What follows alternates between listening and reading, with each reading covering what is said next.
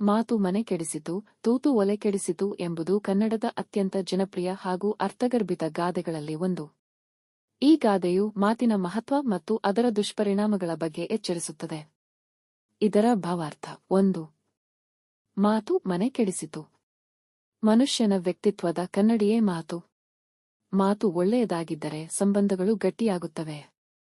ಆದರೆ ವಿವೇಚನೆ ಇಲ್ಲದೆ ಆಡುವ ಮಾತು ಇಡೀ ಕುಟುಂಬದ ನೆಮ್ಮದಿಯನ್ನು ಹಾಳುಮಾಡುತ್ತದೆ.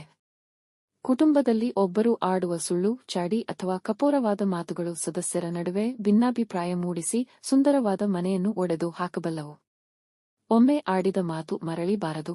ಹಾಗಾಗಿ ಆಡುವ ಮುನ್ನ ಯೋಚಿಸದಿದ್ದರೆ ಅದು ಕೇವಲ ಮನೆಯನ್ನಷ್ಟೇ ಅಲ್ಲದೆ ಸಮಾಜದಲ್ಲಿ ವ್ಯಕ್ತಿಯ ಗೌರವವನ್ನು ಹಾಳು ಮಾಡುತ್ತದೆ. 2. ತೂತು ಒಲೆ ಕೆಡಿಸಿತು. ಹಿಂದಿನ ಕಾಲದಲ್ಲಿ ಮಣ್ಣಿನ ಒಲೆಗಳನ್ನು ಬಳಸುತ್ತಿದ್ದರು. ಒಲೆಗೆ ಎಲ್ಲಾದರೂ ಸಣ್ಣ ತೂತು ಬಿದ್ದರೆ ಅದು ಉರಿಯನ್ನು ಸರಿಯಾಗಿ ಹರಡಲು ಬಿಡುವುದಿಲ್ಲ. ತೂತು ಇರುವ ಒಲೆಯಲ್ಲಿ ಉರಿ ಎಲ್ಲೆಂದರಲ್ಲಿ ಹರಿದು ಹೋಗುವುದರಿಂದ ಅಡುಗೆ ಸರಿಯಾಗುವುದಿಲ್ಲ, ಬದಲಾಗಿ ಒಲೆ ಪೂರ್ತಿ ಹಾಳಾಗುತ್ತದೆ.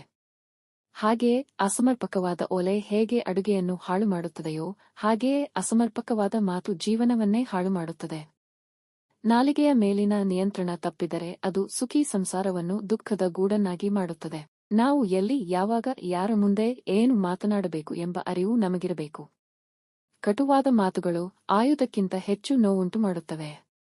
ಗಾಯ ಮಾಯಬಹುದು, ಆದರೆ ಮಾತಿನಿಂದ ಉಂಟಾದ ಮನಸ್ಸಿನ ಗಾಯ ಮಾಯುವುದಿಲ್ಲ. ಆದ್ದರಿಂದ ಮಾತು ಮುತ್ತಿನಂತಿರಬೇಕು ಎಂಬ ನಾಣ್ಣುಡಿಯಂತೆ ನಾವು ಹಿತವಾಗಿ, ಮಿತವಾಗಿ ಮಾತನಾಡಬೇಕು.